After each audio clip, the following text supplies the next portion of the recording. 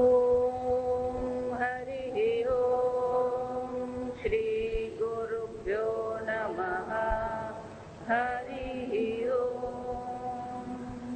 ओम अखंडमंडलाकारं व्याप्तं येन चराचरं तत्पदं दर्शितं येन तस्मै श्री गुरवे नमः। अज्ञानतिमिरान्धस्य ज्ञानाञ्जनशलाकया चक्षुरुन्मीलितं येन तस्मै श्रीगुरवे नमः। गुरुर्ब्रह्मा गुरुर्विष्णुः गुरुर्देवो महेश्वरः गुरुरेव परं ब्रह्म तस्मै श्रीगुरवे नमः। स्थावरं जङ्गमं व्याप्तं यत्किञ्चित् सचराचरं तत्पदं दर्शितं येन तस्मै श्रीगुरवे नमः। चिन्मयं व्यापि यत्सर्वं त्रैलोक्यं सचराचरं तत्पदं दर्शितं येन तस्मै श्रीगुरवे नमः। सर्वश्रुतिशिरोरत्न विराजितपदाम्बुजः वेदान्ताम्बुजसूर्यो यः तस्मै श्रीगुरवे नमः। चैतन्यशाश्वतशान्तः व्योमातीतो निरञ्जनः बिन्दुनादकलातीतः तस्मै श्रीगुरवे नमः। ज्ञानशक्तिसमारूढः तत्त्वमालाविभूषितः मुक्तिमुक्तिप्रदाता च तस्मै श्रीगुरवे नमः।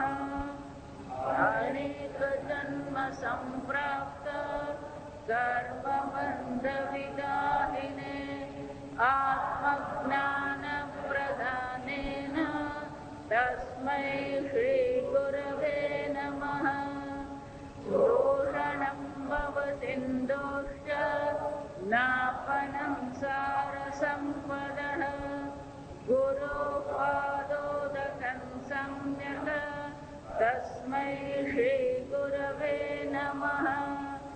न गुरोरधिकं तत्त्वं न गुरोरधिकं तपः तत्त्वज्ञानात् परं नास्ति तस्मै श्रीगुरवे नमः। मन्नाथः श्रीजगन्नाथः मद्गुरु श्रीजगद्गुरुः मदात्मा सर्वभूतात्मा तस्मै श्रीगुरवे नमः। गुरुरादिरनादिश्च गुरुः परमदैवतं गुरुः परतरं नास्ति तस्मै श्रीगुरवे नमः। त्वमेव माता च पिता त्वमेव बन्धुश्च सखा त्वमेव विद्या द्रविणं त्वमेव सर्वं मम देवदेव। ॐ सहना भवतु सहनौ भुनक्तु सह वीर्यं करवावहै तेजस्विनावधीतमस्तु मा विद्विषावहै। ॐ शान्ति शान्ति शान्तिः।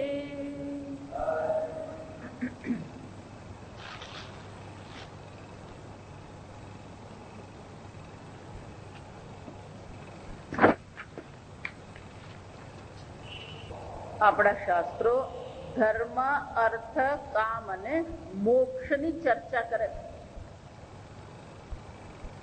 પણ શાસ્ત્રની વિશેષતા એ છે જે જેવું છે એવું જ આપણી સામે એ પ્રગટ કરે છે. અર્થ એટલે કે ધન, ગઈકાલે જોયું એમ ધન, સંપત્તિ, લાગવત, સંબંધ, ઓળખ, આ બધાને અર્થ કહેવામાં આવે, જે એક પ્રકારની સુરક્ષાની ભાવના આપે છે. સુરક્ષા નથી આપતું, સમજો. ધન તમને સુરક્ષા ક્યારેય નહીં આપી શકે, સુરક્ષાની ભાવના તમને આપે. જો ધન સુરક્ષાની ભાવના આપતું હોય તો જેની પાસે બહુ થોડા પૈસા છે ને, ખુલ્લે પાણી રાત્રે ઊંઘી જાય. થોડા પૈસા વધારે આવે ને એટલે પછી પેલું ગોદરેજનું તાળું આવે,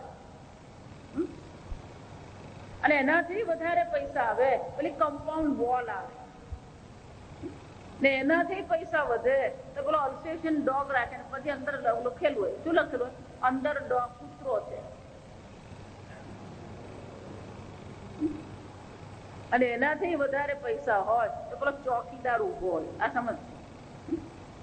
ધનથી સુરક્ષા વધી કે અસુરક્ષા વધી, આ વિચારી. ખાલી એવી ભાવના, સેન્સ, એને શું કહેવાય? Sense of security. એ જ રીતે આ ભોગ પણ આપણે કરીએ છીએ, પણ ભોગની પણ મર્યાદા છે. કઠોપનિષદમાં નચિકેતાને કહેવામાં આવે, તને જોઈએ એટલું ધન હું આપું, તને જોઈએ એટલો હું ભોગ આપું. નચિકેતાએ કહી દીધું કે અર્થ અને કામની મર્યાદા. વિત્તેન તર્પણીયા મનુષ્ય, ગમે એટલા ધનની પ્રાપ્તિ થાય, મનુષ્યને ક્યારેય તૃપ્તિ મળતી નથી. આ ભોગ કેવા છે? જરયંતી તેજાહ, આ ઇન્દ્રિયોના તેજને શું કરે છે? હણી નાખે છે. ભોગા ન ભોગતા વયમેવ ભોગતા. ભોગ આપણે જીર્ણ શીર્ણ કરે કે ધર્મથી તો કંઈક મળે ને. અમે તો બહુ ધાર્મિક છીએ, પૂજા પાઠ કરીએ, મંદિરે જઈએ, તપ કરીએ, માળા કરીએ. એ ધર્મની પણ મર્યાદા છે. જો સમજો, ધર્મ તમને પુણ્ય આપી શકે, અધર્મ તમને પાપ આપી શકે. પણ એ પુણ્ય પણ તમને કેટલું કામ લાગે? શાસ્ત્ર કહે છે તમે આ જન્મમાં ધર્મ કર્યો, પુણ્યની પ્રાપ્તિ થઈ, એ પુણ્ય તમને એક જન્મ વધારે સારો આપી શકે. જો સમજો કેમ? પુણ્યને કારણે, દાનને કારણે, તપશ્ચર્યાને કારણે સ્વર્ગની પ્રાપ્તિ તમને થશે. પણ સ્વર્ગમાં કેટલો વખત રહેશો? તે તમ ભુક્ત્વા સ્વર્ગલોકમ વિશાલમ ક્ષીણે પુણ્ય મર્ત્યલોકમ વિશન્તિ. આમ ધર્મ પણ આપણને જે આપે છે એ અનિત્ય છે. ગીતામાં ભગવાને કીધું એમ નહીં, શાસ્ત્ર સ્વયં કહે છે યથા ઇહલોકે કર્મચિતાન લોકાન ક્ષયતિ. આ લોકમાં જે પણ કર્મથી તમે એકત્રિત કરો, કર્મચિતાન એટલે કર્મથી જે એકત્રિત કરો છો એ શું થઈ જાય છે? ક્ષીયતે, ક્ષીણ થાય છે. આપણો દર મહિનાનો અનુભવ છે. મહિનાના પહેલા અઠવાડિયામાં પેલો પગાર આવે, પૈસા આવે, 25 તારીખ નહીં થાય એટલે શું થવા માંડે? ત્યાં સમજ, 25 તારીખ આવે ને એટલે આવતા મહિનાનું બજેટ બનવા માંડે. આ વિચાર એનો અર્થ શું થયું? ગમે એટલું કર્મથી તમે મેળવો, ધર્મ પણ છેવટે કર્મ છે. ધર્મ પણ શું છે? કર્મ છે. અને કર્મ કેવું છે? અનિત્ય છે. તો કર્મ પણ નિત્ય હોઈ શકે? કર્મ સ્વયં અનિત્ય છે, વિકારી છે. તો એનાથી મળતું કર્મ ફળ પણ, એટલે શાસ્ત્ર કહે છે યથા ઇહલોક કર્મચિત ક્ષીયતે તથા અમૂત્ર લોક પુણ્યચિત ક્ષીયતે. એ જ રીતે પુણ્યથી તમે ગમે એટલું મેળવશો પણ એ બધું શું થઈ જવાનું? ક્ષીણ થઈ જવાનું, નાશ પામે. સમજો, આમ જે શાસ્ત્ર ધર્મ, અર્થ, કામની ચર્ચા કરે છે એ જ શાસ્ત્ર આપણને ધર્મ, અર્થ, કામની મર્યાદા પણ દર્શાવે. જો વિચાર, એક મનુષ્ય શરીર છે, એની પાસે બે વિકલ્પ છે. નચિકેતાને યમરાજા કહે છે શ્રેયશ્ચ પ્રેયશ્ચ મનુષ્ય મેધ. બે છે તારી પાસે, એક શ્રેય છે, બીજું પ્રેય છે. પ્રેય ઉણવતી જે વૃણી તે આ પ્રેયની જે વરણી કરે છે, પ્રેયને જે પસંદ કરે છે,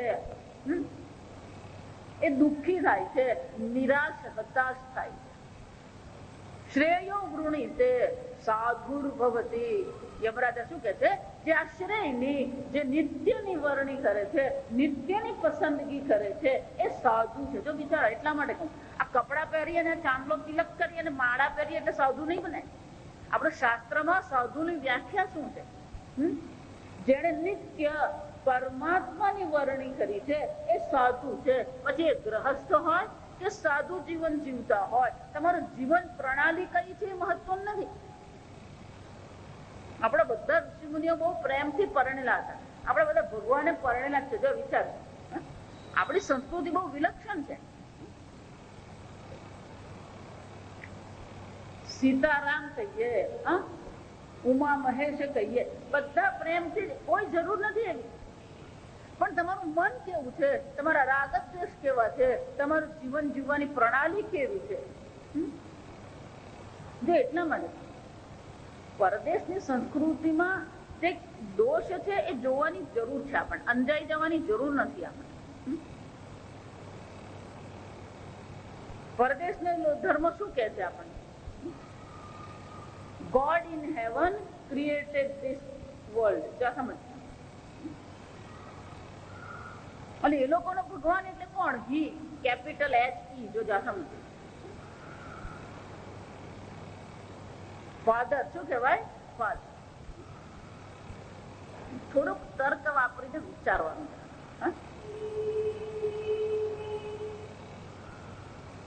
પહેલા ફાધર કે પહેલા મધર? વિચારતી રહે.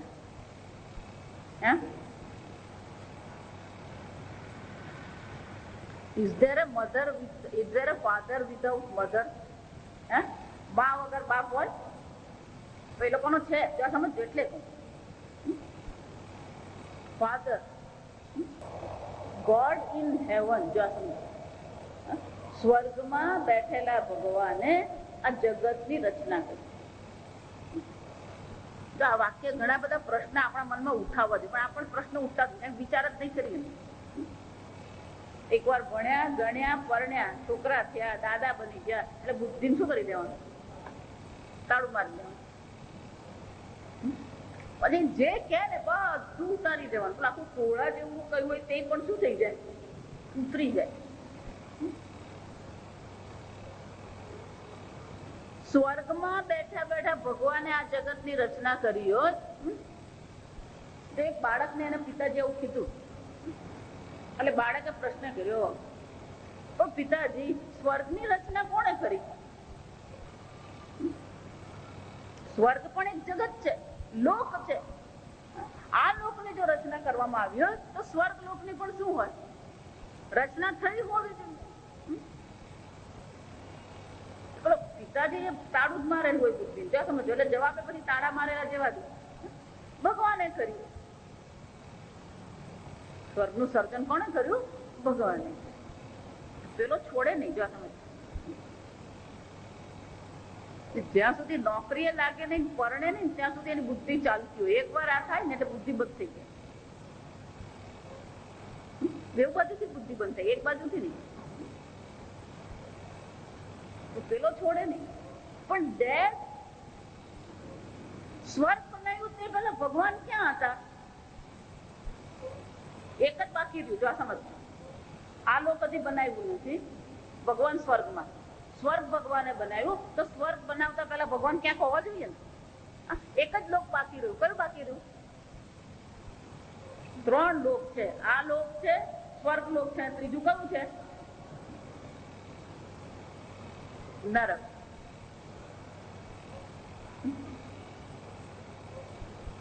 નરકમાં છે ભગવાન એવું તો કહેવાય નહીં. એ તો બીજો પ્રશ્ન થાય. કોણે નરક બનાવીને ભગવાનને નરકમાં મોકલ્યા એમ પૂછવું પડે ને. તો વિચાર. એટલા માટે કંઈ પણ સાંભળો ને તો જરા 2 ડગલા આગળ ચાલો તર્કથી. 2 તર્ક, જો 2 પ્રશ્નો પૂછ્યા ને એટલે આ આખું વાક્ય શું થઈ ગયું? પડી ભાંગ્યું.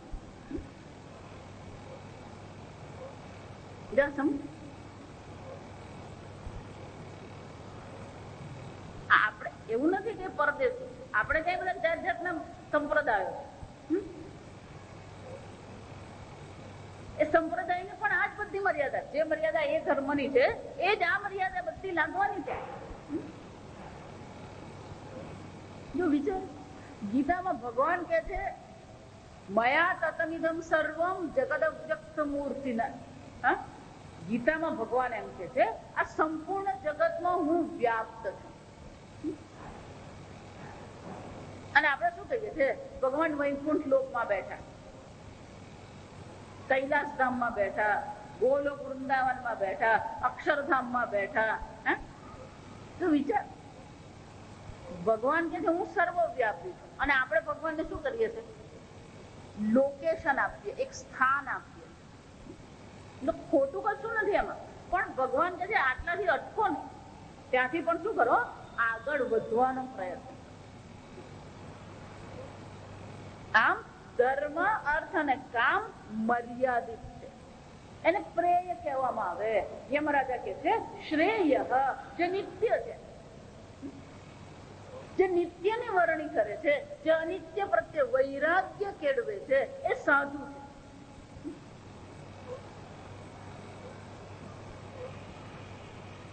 પણ નિત્ય સમજો,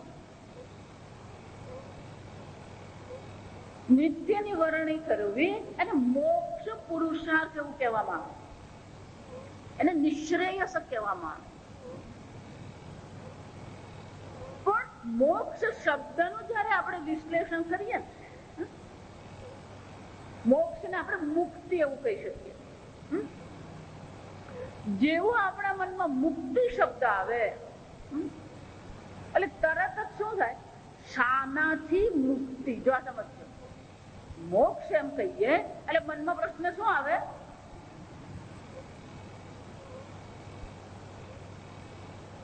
મોક્ષની કે મુક્તિની ઈચ્છા થાય ક્યારે? જો પહેલું સમજો, જ્યાં સુધી તમારા મનમાં બંધનનો અનુભવ નથી ત્યાં સુધી મુક્તિની ઈચ્છા થાય.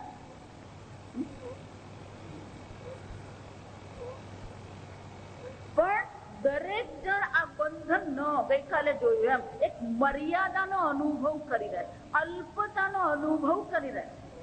આ સંપૂર્ણ જગત આપણી અલ્પતાને પુરવાર કરે.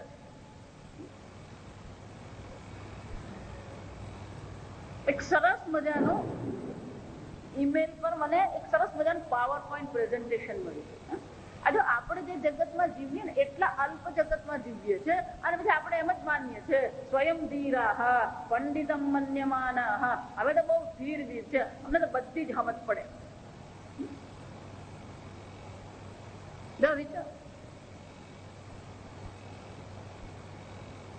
બહુ સરસ વિશ્લેષણ કરવામાં આવે કે આપણી વલસાડથી તો વિશ્લેષણ શરૂ થતું જ નથી, પૃથ્વીથી જ શરૂ થાય. પૃથ્વીમાં વલસાડ ક્યાં ને એ હોદવું પડે. આ સમજ, પૃથ્વીની દ્રષ્ટિએ આ વલસાડ શોધવું પડે આપણે. એ પૃથ્વી કરતા અનેક ગણો પેલો ગુરુનો ગ્રહ છે. એ બહુ સરસ બતાવે કે ધારો કે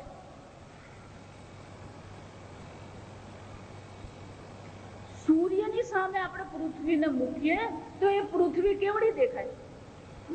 પેલી રાયના દાણા જેવડી દેખાય. અને સૂર્યમંડળ છે આખું આપણું, પણ આપણી જે નિહારિકા છે, જો આપણે એને પેલી આકાશ ગંગા એવું કહીએ. અમાસની રાત, હવે તો અમાસની રાતે રહી નથી. જો સમજો, આપણને એવું લાગે છે કે આ હવામાં પોલ્યુશન થયું, આ પાણીમાં પોલ્યુશન થયું, પણ બીજા 2 પોલ્યુશન ભારતના લોકોને હજી સમજાતા જ નથી. પરદેશમાં હજી લોકો સમજતા નથી. સાઉન્ડ પોલ્યુશન એને કહેવાય. શું કહેવામાં આવે?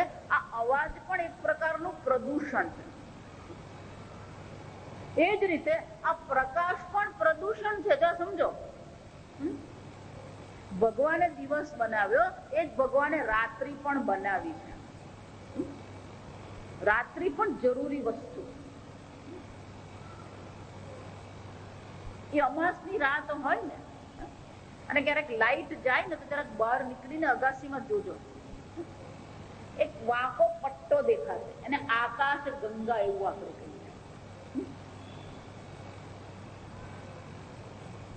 આપણી જે નિહારિકા જેને આપણે કહીએ ને, જે આખી નિહારિકા આપણે જેને કહીએ, એ નિહારિકા પેલી ચક્ર આકારની છે. એ ચક્ર આકારની છે એટલું જ નહીં, એ ચક્રના અનેક પેલા હાથ નીકળેલા હોય, બાજુઓ છે. એમાં એક જે બાજુ છે એમાં આપણું સૂર્યમંડળ છે. એટલે એ જે પટ્ટો છે ને આપણને આકાશ ગંગા જેવો દેખાય. વિચારો, એ નિહારિકા એ જે છે 25,000 લાઈટ એની સાઈઝ છે. તમારું સૂર્યમંડળ ક્યાં મને કહે? અને એ સૂર્યમંડળમાં તમારી પૃથ્વી ક્યાં? એ પૃથ્વીમાં તમારું વલ્હાડ ક્યાં? જો વિચારો. છતાં આપણે તો શું માનીએ છે? સ્વયં ધીરા હા પંડિતમ મન્યમાં. મારા જેવો બુદ્ધિશાળી કોઈની ભલાને ફસાવો.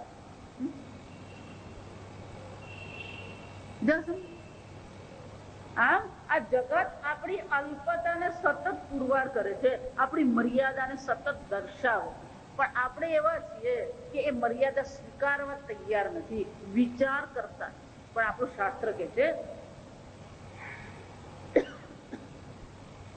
કે તમે તમારે પોતાની જાતને જે રીતે જોઈ રહ્યા છો, સમજી રહ્યા છો. હું સ્ત્રી છું, હું પુરુષ છું, હું એન્જિનિયર છું, હું ડોક્ટર છું, હું શિક્ષક છું, હું રિટાયર છું, હું વૃદ્ધ છું, હું જુવાન છું. આ તમારા વિશેના તમારા અભિપ્રાયો. પણ શાસ્ત્ર આપણને કહે છે થોડોક વિચાર કરો, આમાંના કેટલા અભિપ્રાય તમારા માટે મંજૂર છે. આ દરેક અભિપ્રાય તમારી મર્યાદાને પ્રગટ કરે. જ્યારે કોઈ એમ કે હું મોટો વકીલ છું, જા સમજો, વેદાંત આપણને દરેક બાબતની બીજી બાજુ બતાવે. તમે એમ કહો કે હું બહુ મોટો વકીલ છું. હમણાં એક વકીલ છે, એમણે વકીલાતના 50 વર્ષ પૂરા કરવા છે. એટલે એના દીકરાને ઓફિસે બેસાડ્યો, પણ હજી વકીલાત કરે. કેમ? મારે ગોલ્ડન જુબિલી ઉજવવી. શા નહીં? વકીલાત.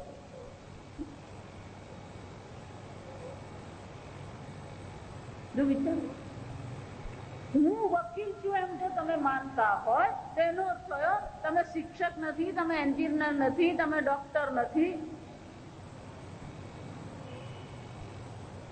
તો હું વકીલ છું એ તમારી મહાનતા છે કે તમારી અલ્પતા પુરવાર કરે? ના ના, હું તો ડોક્ટર છું. શાના ડોક્ટર છો? નેફ્રોલોજીસ્ટ. જો સમજ, આપણે નેફ્રોલોજીસ્ટ બોલતા નહીં ખાસ. સ્પેલિંગ લખવાનું કે તો ગોટાળા કરીને જ આવ્યા. તો એટલા માટે અંગ્રેજીમાં છે ને, હું બહુ જ્ઞાની છું, મહાન છું, પંડિત છું. જે સર્વને જાણે ને અંગ્રેજીમાં ઓમનિશિયન્ટ કહેવાય. એમને શું કહેવાય? ઓમનિશિયન્ટ. જે એવું માનતો ને એને એટલું જ પૂછવાનું, ઓમનિશિયન્ટ ની ખાલી સ્પેલિંગ લખી આપતું.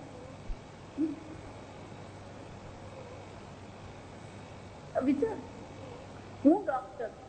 શાનો છે? નેફ્રોલોજી. નેફ્રોલોજી કિડનીમાં, મૂત્રપિંડની કઈ પણ તકલીફ હોય અને ડોક્ટરને શું કહેવાય? નેફ્રોલોજીસ્ટ. હું નેફ્રોલોજીસ્ટ છું એનો અહંકાર કરાય જ નહીં. કેમ? એનો અર્થ એ હાર્ટ સ્પેશિયાલિસ્ટ નથી, એ આંતરડાનો સ્પેશિયાલિસ્ટ નથી, આંખનો સ્પેશિયાલિસ્ટ નથી, ગળાનો સ્પેશિયાલિસ્ટ નથી, બ્રેઇનનો સ્પેશિયાલિસ્ટ નથી. તો નેફ્રોલોજીસ્ટ શું પુરવાર કરે? તમારી મહાનતા પુરવાર કરે, તમારી અલ્પતા પુરવાર કરે. જા સમજો, જેટલા તમારા વિશેના અભિપ્રાયો છે એ દરેક અભિપ્રાય તમારી મર્યાદાને પુરવાર કરે. એટલે શાસ્ત્ર કે છે આ મર્યાદિત જગત છે, મર્યાદિત જગતમાં મર્યાદિત ઉપાધિ છે, અને છતાં આપણને તો શું લાગે, મને તો બહુ નિરાંત, અમે તો શાંતિથી જીવીએ. આ શાંતિથી જીવીએ? અલ્પોક્તામાં જીવવું એ શાંતિથી જીવવું કહેવાય? જો નારદજી, આપણે બધા જાણીએ નારદજી ત્રિકાળ જ્ઞાની છે, ત્રણેય લોકના વિઝા છે, વિઝા લેવા જવું નહીં પડે, ગમે ત્યારે ગમે ત્યાં પહોંચી જઈ શકે. ઓપન વિઝા કહેવાય. શું કહેવાય? Open visa.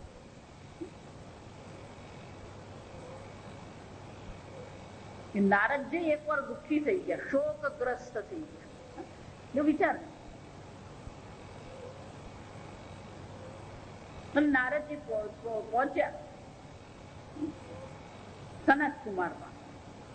સનત કુમાર એટલે સનત, સનંદન, સનાંદે શું છે? 4 બટુક મુનિઓ છે. જન્મથી જ્ઞાની છે, બ્રહ્માજીના માનસ પુત્રો છે. એટલે નારદજી સનત કુમાર પાસે ગયા. ભગવાન અહમ શોચામી. સમજો, ગુરુ પાસે જઈએ. ગુરુ પણ કોણ છે? ભગવાન સમાન. એટલે કે હે ભગવાન, હું શોકગ્રસ્ત છું. શોકસ્ય પારમ તારયતિ. આ શોકમાંથી તમે મને પાર ઉતારો. એટલે સનત કુમાર કે પણ એમાં હું શું કરું? હું તો બટુક છું, લંગોટ સિવાય મારી પાસે કશું છે નહીં. ના ના, મેં એવું સાંભળ્યું છે, તરતી શોકમ આત્મવિત. આ અલ્પતાની ભાવના આપણામાં એક પ્રકારનો શોક જન્માવે, એક પ્રકારનું દુઃખ જન્માવે. આપણે અલ્પતા સહન કરી શકતા. જો એટલા માટે આપણું શાસ્ત્ર બહુ સરસ છે.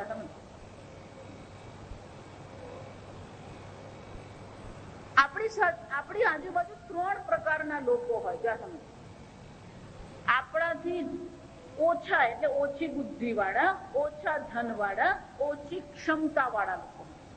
આપણી સમાન હોય અને આપણાથી શું છે? ઉપર.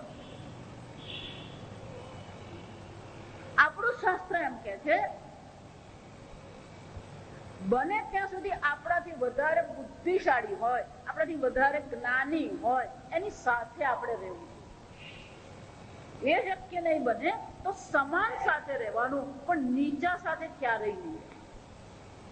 જો એમાં તિરસ્કારની વાત નથી. આપણે જો જીવનમાં પ્રગતિ કરવી હોય, આપણે જો વધારે જ્ઞાન મેળવવું હોય, આપણે જો વિશેષ આપણા જીવનની પ્રગતિ કરવી હોય, તો આપણાથી મોટાની સાથે આપણે રહેવું જોઈએ.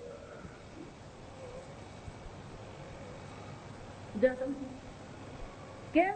આપણાથી મોટાની સાથે આપણે રહેતા હોઈએ, જ્ઞાનમાં, તપશ્ચર્યામાં, વયમાં, તો પેલો આપણો અહંકાર આપણને આવે. એટલે સનત કુમાર પાસે નારદજી ગયા કે હે ભગવાન, હું શોકમાં ડૂબેલો છું. આ શોકથી તમે મને પાર ઉતારો. કારણ કે મેં સાંભળ્યું છે તરતી શોકમ આત્મવિત. જેને આત્મજ્ઞાન મેળવી લીધું છે એ શોકને પાર કરી જાય છે. ગીતામાં ભગવાન એ જ કહે છે. સમજો, ગીતાના પહેલા શ્લોકમાં ભગવાને સ્પષ્ટ શબ્દમાં કહી દીધું, જ્ઞાન શોચંતિ પંડિતા. જેને આત્મજ્ઞાન મેળવી લીધું છે એને માટે શોક નામની વસ્તુ રહેતી નથી. એટલે સનત કુમારને જરાક મજાક કરવાનું સૂચ્યું કે નારદજી, મેં એવું સાંભળ્યું છે તમે ત્રિકાળ જ્ઞાની છો, તમને તો ઘણું બધું જ્ઞાન છે. એટલે કોઈને 2 વખાણ કરે ને એટલે આમ હરખાઈ જાય. એટલે નારદજી કે હા, કેટલી વિદ્યા તમને આવડે? 64 વિદ્યા મને આવડે. તો આ વિચાર, ચાંદોક્ય ઉપનિષદમાં એક 64 વિદ્યા બતાવી. 4 વેદ, 6 વેદાંગ, 4 ઉપવેદ.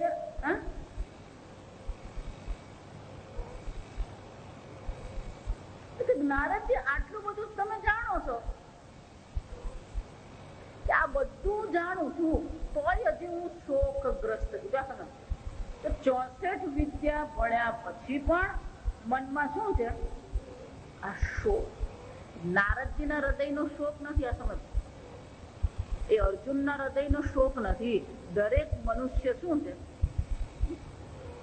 અલ્પતાની ભાવના, એને જ શોક કહેવાય. આ સમજ. આપણને તો હસાવવા હોય ને કોઈ એમ એવો કઈ જોક બે ચાર કે તો માંડ માંડ હસ. ત્યાં સુધી કોઈ પણ મનુષ્ય શાંતિથી બેસી શકે, પણ જ્યાં સુધી આ અલ્પતાની ભાવના છે ત્યાં સુધી શોકની નિવૃત્તિ થવી અશક્ય છે. એટલે સનત કુમાર બહુ સુંદર વાક્ય કહે છે. પહેલું જ વાક્ય કહે છે, આ ઘરમાં જરાક લખી રાખવાનું વાક્ય, અલ્પે સુખમ નાસ્તિ. અલ્પમાં ક્યારેય સુખ હોઈ શકે છે, પણ આપણે ક્યાં શોધી રહ્યા? હે કેરી, એટલે આ બધા અજ્ઞાની જીવો એ બધા ભિખારી છે. આ સમજ કેમ? હે કેરી મને સુખ આપ. બધાની પાસે શું કરતા રહીએ? હે ધન મને સુખ આપ. હે સંબંધ મને સુખ આપ. હે ઘર મને સુખ આપ. હે વલસાડ મને સુખ આપ. અહીંયા જ જન્મ્યા, અહીંયા જ ભણ્યા ને અહીંયા જ નોકરી કરીને અહીંયા જ મરવાના. કોઈ શું છે? કોઈ પણ વ્યક્તિ એવું કહી છે કે હું સુખી છું?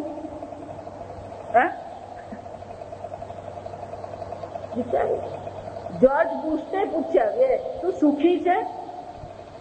શું કહે છે? તો સત્તાની દ્રષ્ટિએ જોઈએ તો અત્યારે મોટામાં મોટી સત્તા કોની કહેવાય? જોર્જ બુશની.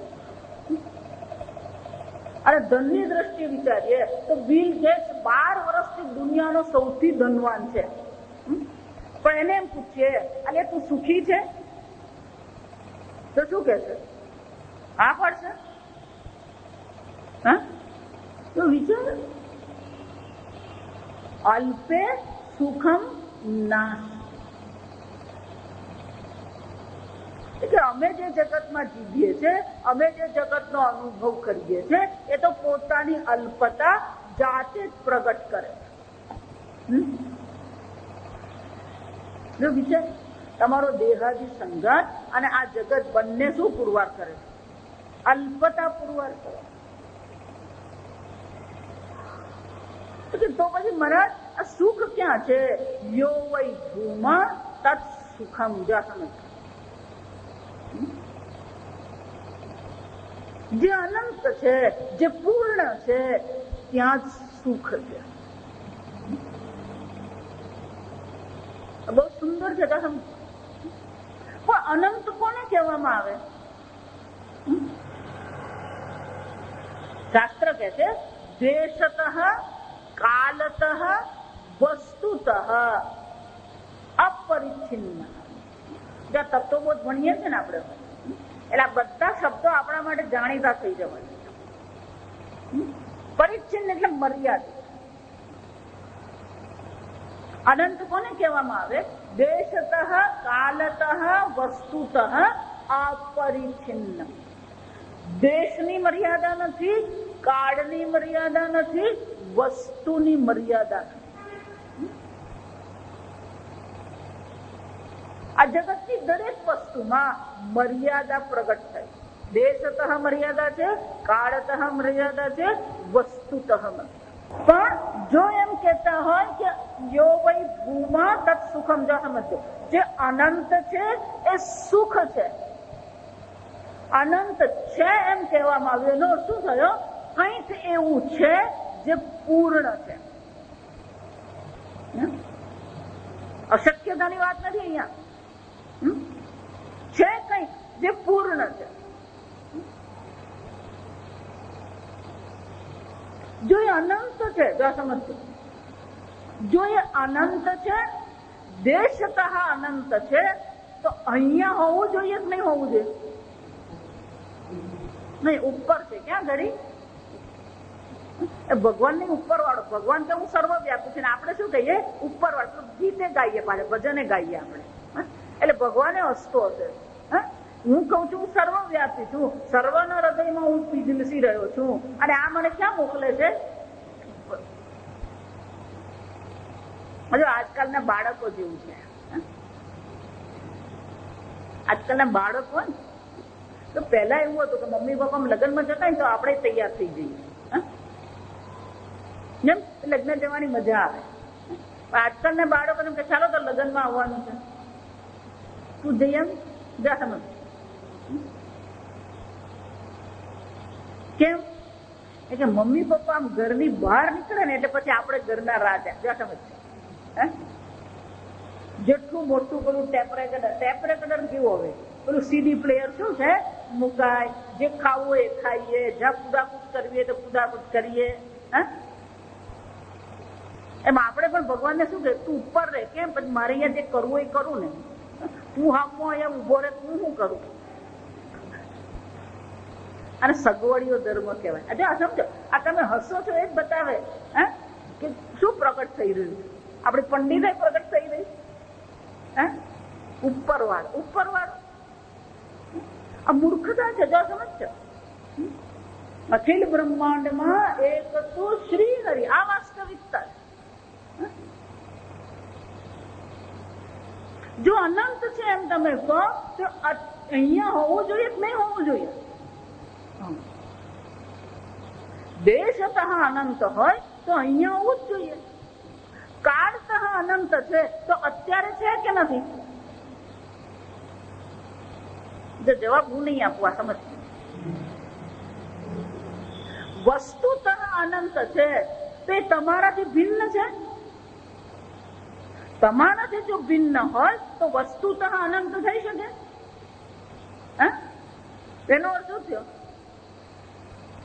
તમે જે શોધી રહ્યા છો, તમને જે પૂર્ણતાની ઈચ્છા છે, શાસ્ત્ર કે છે અહીંયા અત્યારે તમારાથી ભિન્ન હોઈ શકે છે. એ અહીંયા ને અત્યારે છે અને તમારાથી અલગ એ હોઈ શકે નહીં.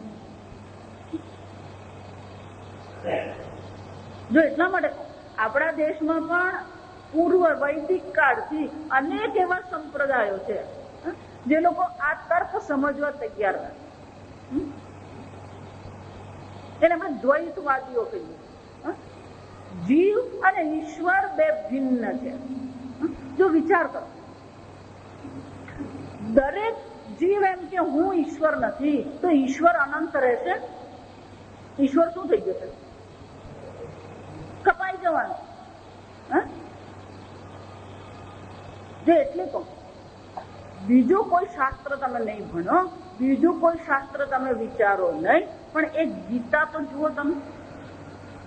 મત્ત પરતરન્નાન્ય અસ્તિ કિંચિત ધનંજય. હે ધનંજય, મારાથી અન્ય, મારાથી પર કોઈ વસ્તુ નથી.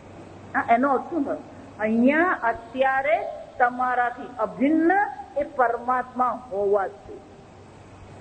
મારે હોવા જ જોઈએ એમ કેવું પડે છે એમ નથી કહી શકતી. વિચારી આવું સાંભળે એટલે આપણા મનમાં શું આવે? પણ એવું છે, પણ મને તો કઈ એવું લાગતું જ નથી. એ લાગતું નથી ને એ જ તો સમસ્યા. જો વિચાર હવે મને કહો, લાગે છે કે છે એ પછી વિચારીશ. તમારી ઈચ્છા શાની છે? 6 પ્રશ્ન પૂછું. જો આગળ આપણે ચર્ચા કરીએ 6 જ પ્રશ્ન હું તમને પૂછીશ. તમારી ઈચ્છાનું વિશ્લેષણ હું તમને કરી આપું. તમને સુખની ઈચ્છા છે? હા કે ના?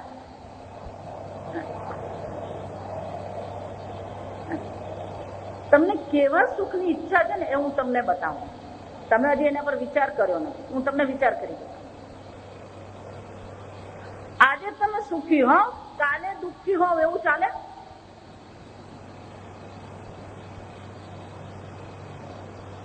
રોજ સુખી હોવ શું કહેવાય? રોજ. વલસાડમાં સુખ હોય પણ નવસારી જાવ તો દુઃખી ચાલે? સર્વ કાળમાં તમને સુખની ઈચ્છા છે, સર્વ દેશમાં તમને શું છે? સુખની. કેરીથી તમને સુખ મળે પણ આઈસ્ક્રીમથી નહીં મળે. છગન કાકા સાથે તમને ફાવે પણ મગન કાકા સાથે માથાકૂટ થાય. ચાલે નહીં? એનો અર્થ શું થયો? દેશતઃ સર્વત્ર, સર્વત્ર સર્વદા સર્વમાં તમે સુખની ઈચ્છા કરો. બરાબર? ચોથો પ્રશ્ન બહુ મજા. ખૂબ મહેનત કરીને સુખી થવું છે કે વગર મહેનતે સુખી થવું?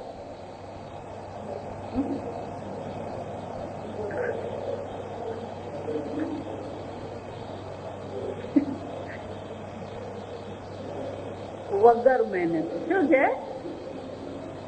અનાયાસમ. એને શું કહેવામાં આવે સંસ્કૃતમાં? અનાયાસમ.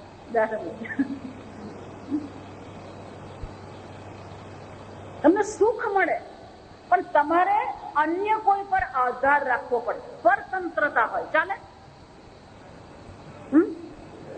નહીં ચાલે. સ્વતંત્ર સુખ જોઈએ. જો આ તમારા સુખના હું નામ તમને ગણી આપું. સર્વત્ર સર્વદા સર્વથી અનાયાસ સ્વતંત્ર. છઠ્ઠું બહુ મજાનું. એ જ અઘરું છે. આ બાકીનું બધું તો આપણે સમજાય છે.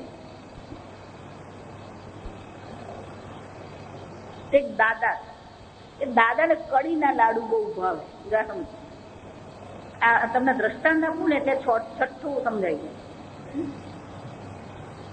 પણ દાદાને ડાયાબિટીસ એટલે દાદાને તમારે પકડવાનું જ નહીં.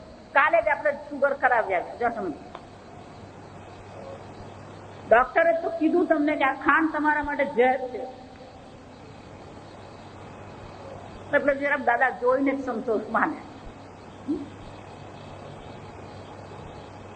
પણ બાને ખબર કે દાદાને કડીનું લાડુ બહુ જ ભાવે એટલે પછી ના પાડી દીધી.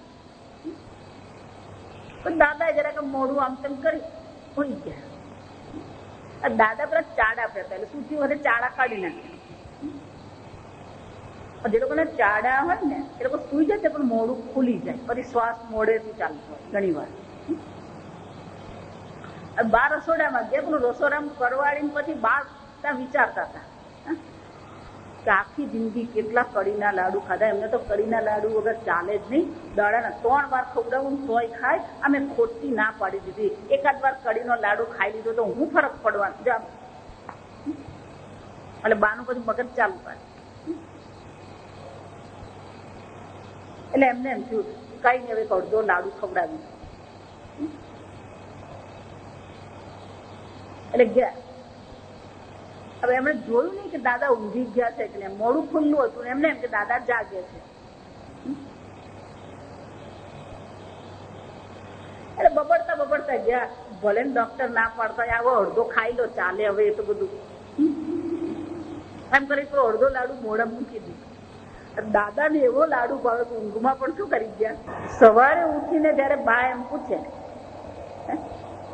કેવો લાગ્યો કડીનો લાડુ, કયા લાડવાની વાત કરે? લાડવાનું સુખ મળ્યું દાદાને? કેમ નહીં મળ્યું? કેમ નહીં મળ્યું? જાણતા નતા. સમજ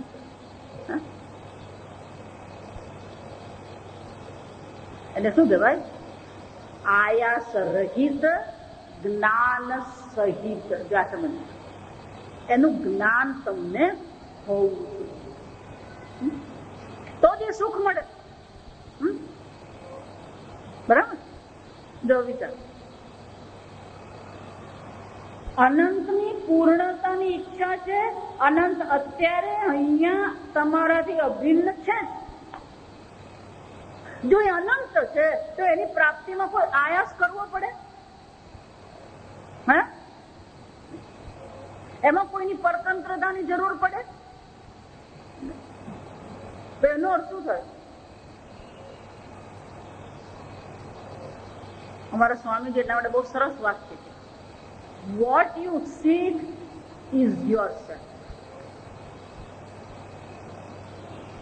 The seeker and the sought are one and the same. વિચાર, તમે જે પૂર્ણતાની ઈચ્છા કરો છો એ તમારાથી ભિન્ન હોઈ શકે? જો તમારાથી ભિન્ન નથી. સીધા ભાષામાં કહું તો એ તમે પોતે જ છો. જો એ તમે પોતે જ છો, તમે જે પૂર્ણતા છો, તમે જે આનંદ છો, તમે જે અનંત છો, પછી તમારે જે શબ્દ વાપરો, તમે બ્રહ્મ શબ્દ વાપરો, ઈશ્વર શબ્દ વાપરો, પ્રભુ શબ્દ વાપરો, ભગવાન વાપરો, પરમાત્મા વાપરો, તમારે જે શબ્દ વાપરો એ વાપરો, બધાનો અર્થ છેવટે શું થાય છે? આ પૂર્ણતા. તમે પૂર્ણતા ઈચ્છી રહ્યા છો. જો તમે જેનો અર્થ શું થયો, જો આ વિરોધાભાસ સમજી લેજો, પછી તત્વ બહુ સહેલું છે. જો તમે પૂર્ણતાને ઈચ્છી રહ્યા છો તો પૂર્ણતા પ્રાપ્ત કરવાની વસ્તુ છે.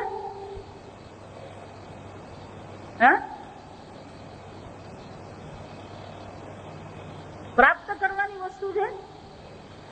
જે દેશતઃ કાલતઃ વસ્તુતઃ તમારાથી અલગ હોય, દૂર હોય, એને તમે પ્રાપ્ત કરી શકો.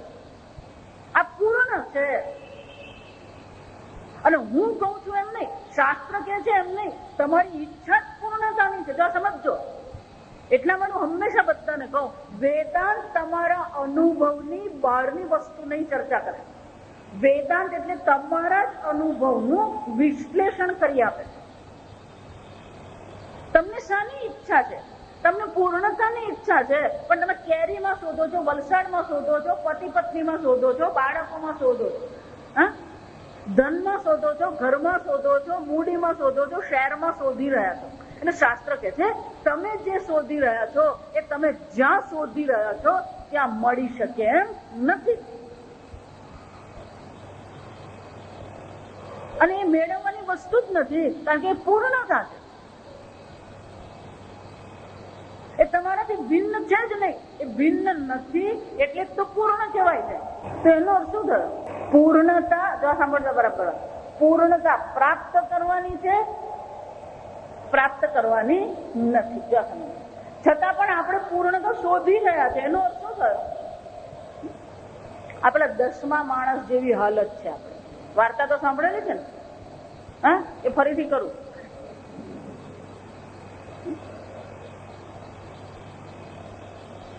9 શિષ્યો ફરવા, 10 શિષ્યો ફરવા ગયા. એક મોટો હતો, એને ગુરુજીએ કીધું, દીકરા તું મોટો છે, આ બાકીના 9ને સાચો છે.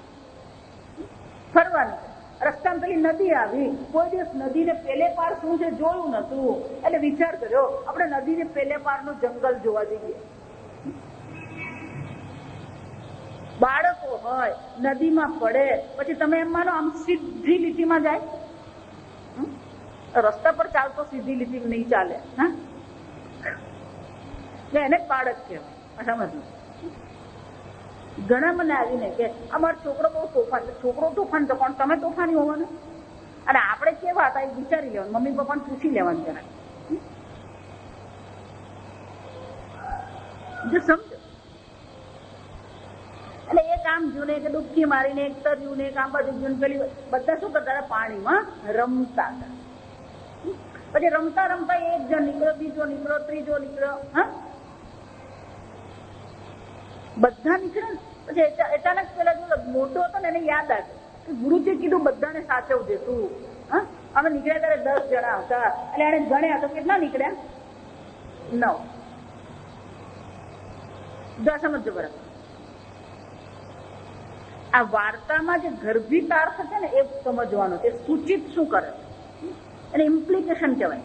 એક વાર મનમાં આવી ગયું, 10મો ખોવાઈ ગયો. ત્યાં સમજો. એને ફિક્સેશન કહેવાય. એને સાયકોલોજીની ભાષામાં શું કહેવાય? ફિક્સેશન. એક વાર મનમાં આ ઘર કરી ગયું, 10મો ખોવાઈ ગયો, પછી મળશે એને પોતાને. એ ધ્યાન કરે, શીર્ષાસન કરે, યોગાસન કરે, પ્રાણાયામ કરે, સિદ્ધિ મેળવે, બધું કરે, મળશે અને જ્ઞાન લાગશે. આપણી ભાષામાં કહેવાય. એને સાક્ષાત્કાર થશે, હું 10મો છું. આજકાલ કે છે લોકો, શું કે છે? આમ ધ્યાનમાં બેસે ને તો આમ ધ્યાનની ગરમીમાં વ્હાઇટ હીટ ઓફ મેડિટેશન, એને શું કહેવાય? તો શબ્દો એવા મોટા મોટા વાપરે એટલે આપણી બુદ્ધિ ચાલતી થોડી ઘણી ચાલતી ને બંધ થઈ જાય.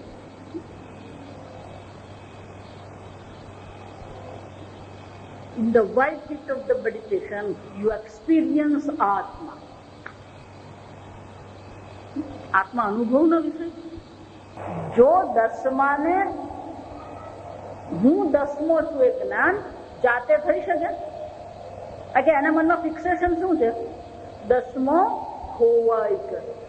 સમજ, ગમે તેટલું કરે એ દસમો એને પોતાને જાતે મળશે? મળી શકે? એ વાર્તા બાજુએ મૂકો. સવારે ઉતાવળમાં લગ્નમાં જવાનું છે, તૈયાર થવામાં મોડું થઈ ગયું, અને રોજની આદત પ્રમાણે તૈયાર થતા હતા એટલે પેલું આમ ટેબલ પરથી ચાવી પણ ગજવા મૂકી દીધું. પછી બધા આમ ઘરને આમ તાળું માર્યું અને પછી નીચે ઉતર્યા. ગાડી પાસે પહોંચ્યા એટલે શું કીધું?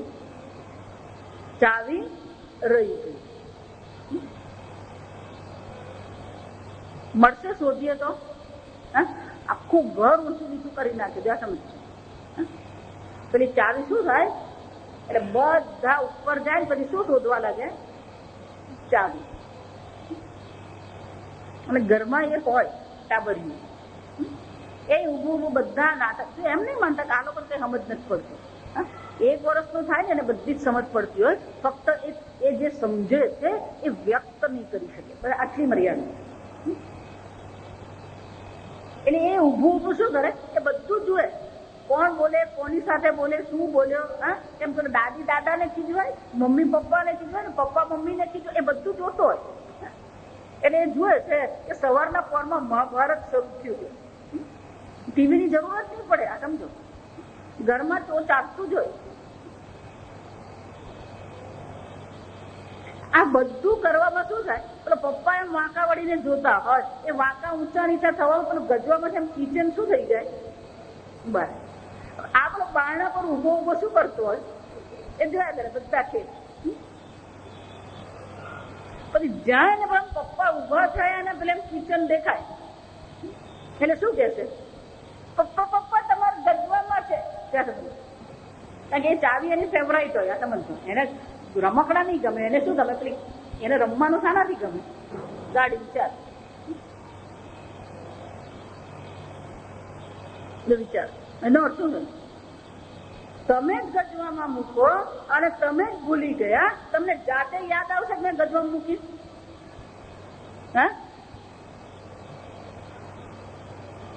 અને ફિક્સેશન કહેવાય. ચાવી ખોવાઈ ગઈ. હવે મને કહો, જયારે ત્યાં સમજો, જેવી પેલો છોકરાએ કીધું પપ્પા તમારા ગજવામાં ચાવી છે અને એમ હાથ મૂક્યો, ત્યાં સમજજો, પહેલો જ શબ્દ મનમાં મોઢામાંથી કોઈ નીકળશે? એ મળી ગઈ. મળી ગઈ? મળી? પ્રાપ્ત થઈ? ચાવી પ્રાપ્ત થઈ કે ચાવી ખિસ્સામાં છે એ જ્ઞાન થયું?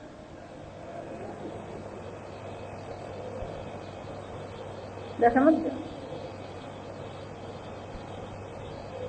10મો ખોવાઈ ગયો એમ જયારે કીધું તો 10મો પ્રાપ્ત કરવાનો છે કે હું 10મો છું એ જાણવાનું છે?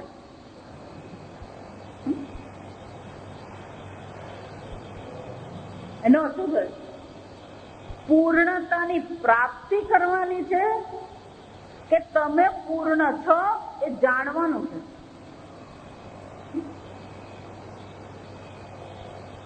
શું કરવાનું છે? જાણવાનું. જાણવાનું છે. હું તો બહુ બુદ્ધિશાળી, કઈ નહીં, તો મને આપી તો હું વાંચી નાખા. વાંચીને શું કરવાનું? નાખી દેવાનું. આપણી ભાષા કેવી છે? નાનક પાટી વાંચજો, મને ચિંતા નથી, પણ કેટલું સમજાય કાલ મને કહેજો.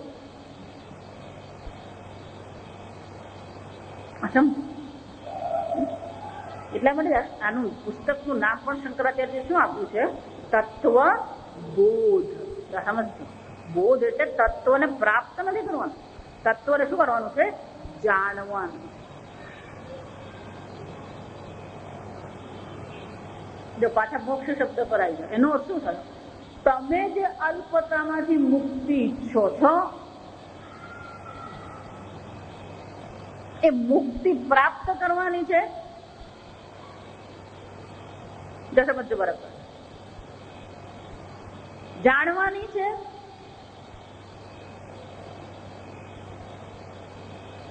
જો અહીંયા આગળ આ બંને ઉડી જાય, સમજ. મુક્તિ પ્રાપ્ત કરવાની નથી, મુક્તિ જાણવાની નથી, તમે મુક્ત છો એ જાણવાનું છે. જો સમજ, મારા શબ્દ પર બરાબર ધ્યાન આપજો. મોક્ષ પ્રાપ્ત કરવાનો નથી, મોક્ષ જાણવાનો પણ નથી. તમે નિત્ય શુદ્ધ બુદ્ધ મુક્ત સ્વરૂપ છો એ શું કરવાનું છે? જાણવાનું.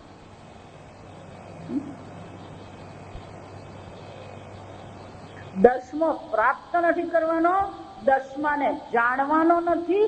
હું દસમો છું એ જાણવાનું. અસમજ. એનો અર્થ શું થયો?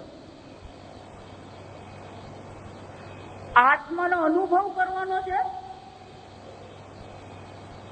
એટલે કહો, આ જેટલા અનુભવના રવાડે ચડે છે ને એ પછી રવાડે જ ચડેલા રહે. કે અનુભવનો પ્રશ્ન જ નથી. અનુભવ ક્યારે કરવાનો? દેશ કાળ વસ્તુતઃ તમારાથી અન્ય હોય એનો તમે અનુભવ કરો. તમે પોતે પૂર્ણ આત્મા છો. જો ભગવાન એટલા માટે શરૂઆતમાં ગીતામાં કઈ દે છે, અવિનાશી તું તદ્વિદ્ધિ યેન સર્વમિદં તતમ. અવિનાશી એટલે કાળતઃ મર્યાદા નથી. યેન સર્વમિદં તતમ એ સર્વવ્યાપી છે. દેશતઃ પણ કોઈ મર્યાદા આત્મામાં છે જ નહીં. આત્મા પૂર્ણ છે અર્જુન. અને શું કર? તદ્વિદ્ધિ. જો ભગવાન પણ શું કહે છે? અનુભવ કર એમ કીધું. જો આપણે આ સમજ, અનેક મહાત્માઓ અને અનેક લોકો આ વાક્ય હંમેશા કે જે અનુભવથી શીખે એ ડાયો માણસ હોય. અનુભવથી તમે કઈ શીખતા જ નથી. આ સમજજો. શું શીખો અનુભવથી? અનુભવથી જો લોકો શીખતા હોય તો આ બધી સિગરેટની કંપની શું થઈ જવી જોઈએ? આખી ગુટકા કંપની પણ બધી શું થવી જોઈએ?